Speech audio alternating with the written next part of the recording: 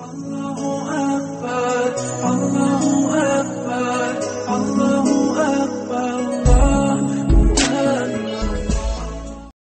Assalamualaikum warahmatullahi wabarakatuh. Suatu hari, Ibrahim bin Adham yang lebih dikenal dengan kunyahnya Aba Ishaq didatangi oleh seorang pemuda yang sudah sekian lama hidup dalam kemaksiatan. Pemuda ini mengadu kepada Ibrahim bin Adham, "Wahai Aba Ishaq, aku seorang yang gemar melakukan maksiat. Aku ingin bertaubat, tapi rasanya tak mungkin bisa keluar dari kubangan maksiat ini. Tolong ajari aku untuk menghentikan semua perbuatan tercelaku ini."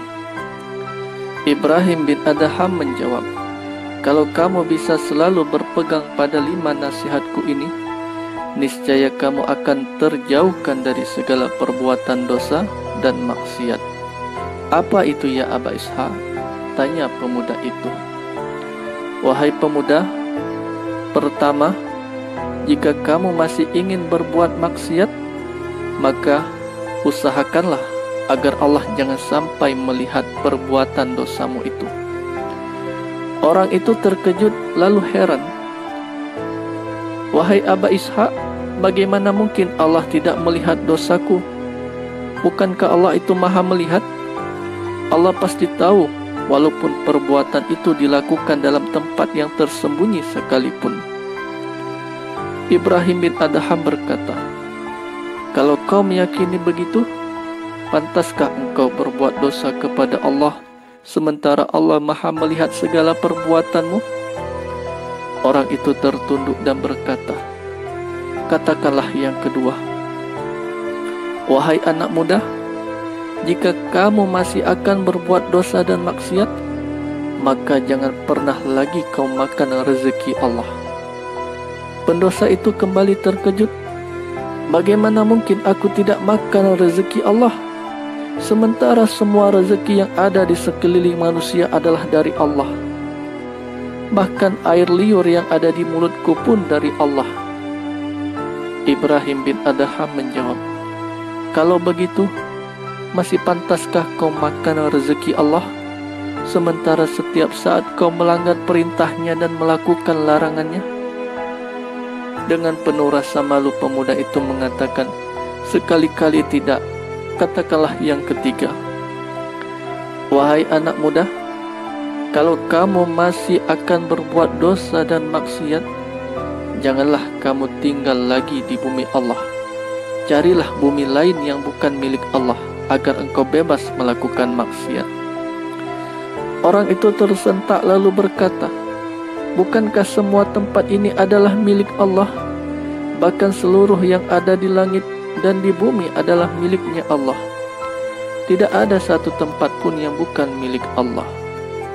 Ibrahim bin Adham berkata, "Lalu masih pantaskah kau tinggal di bumi Allah, sementara hari-harimu dipenuhi dengan dosa?"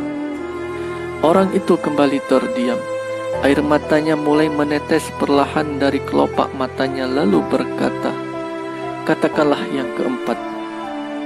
Wahai pemuda, jika kamu masih akan berbuat dosa dan maksiat, maka jika suatu saat malaikat maut datang mencabut nyawamu sebelum kamu bertobat, katakanlah padanya, 'Wahai malaikat, janganlah kau ambil nyawaku, biarkan aku tetap hidup di dunia ini untuk bertobat.'" Pemuda itu berkata, "Bagaimana mungkin? Bukankah tak seorang pun mampu menolak datangnya malaikat maut? Apabila sudah tiba ajal pada seseorang, maka tidak akan bisa dimajukan dan diundur." Ibrahim bin Adham menjawab, "Kalau kamu tahu begitu, mengapa masih jua berbuat dosa dan maksiat? Tidakkah kamu takut jika suatu saat malaikat maut itu datang justru ketika kamu dalam sedang keadaan maksiat?" Air matanya menetes semakin deras. Kemudian ia berkata, "Wahai Aba Ishaq, katakanlah hal yang kelima. Wahai pemuda, jika kamu masih ingin berbuat dosa juga, maka janganlah mau kalau nanti malaikat Malik akan memasukkanmu ke dalam neraka. Mintalah kepadanya kesempatan hidup sekali lagi, agar kamu bisa bertobat dan menambal seluruh dosa-dosamu itu. Pemuda itu pun berkata, bagaimana mungkin seseorang bisa minta kesempatan hidup lagi? Bukankah hidup hanya sekali?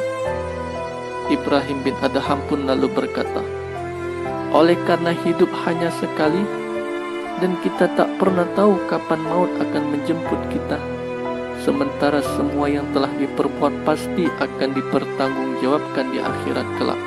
Apakah kau akan menyia-nyiakan hidupmu ini hanya untuk menumpuk dosa dan maksiat? Pemuda itu pun langsung pucat, dan dengan suara parau menahan ledakan tangis ia berucap, cukup wahai Aba Ishaq, aku tak sanggup lagi mendengarnya.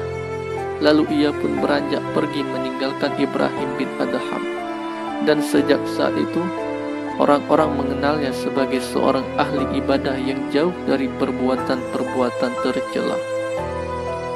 Semoga kisah ini menjadi renungan bagi kita bersama dalam menapaki setiap langkah kita selagi hidup di dunia.